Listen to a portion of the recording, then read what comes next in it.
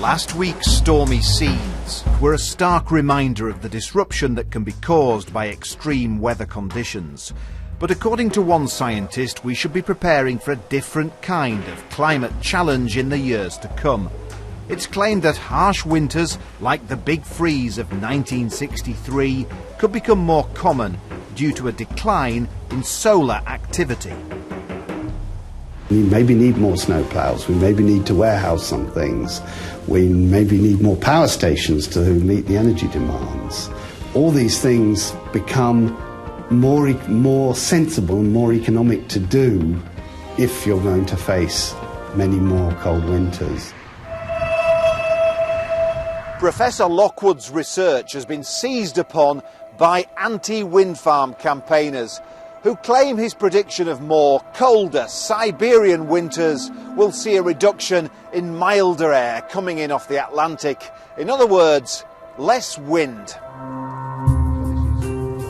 Melvin Grosvenor led a campaign which successfully blocked a development of 8 giant wind turbines on the edge of the Lincolnshire wolds. He now supports other communities where there's significant opposition to new wind farms.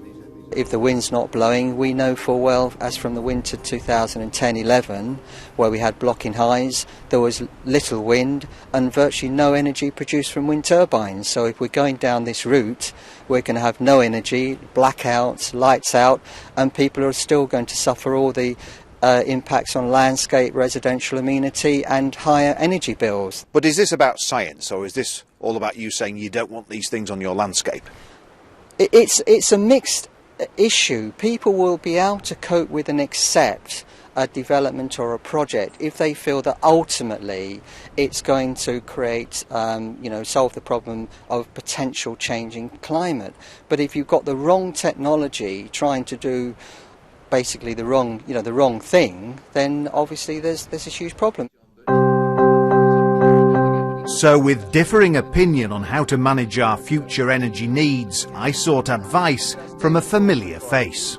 John, if you were a government minister, how would you plan for our future energy needs? Well, I'll probably sit back and think, what's all this about? Because we're getting conflicting evidence all the time, and we have done, frankly, Tim, for 20 years. There will always be wind in this country, of course there will, because we're an island, we're surrounded by water, and we do get some pretty windy weather.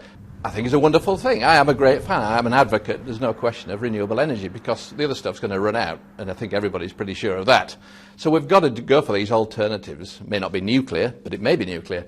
But certainly these other alternatives have got a place in society. And whatever happens, and whatever conjecture there is, and whatever new science comes out, we're still going to need these new renewable energies. Whether we're facing a mini ice age or not, one thing that's unlikely to freeze in the foreseeable future is our household energy bill.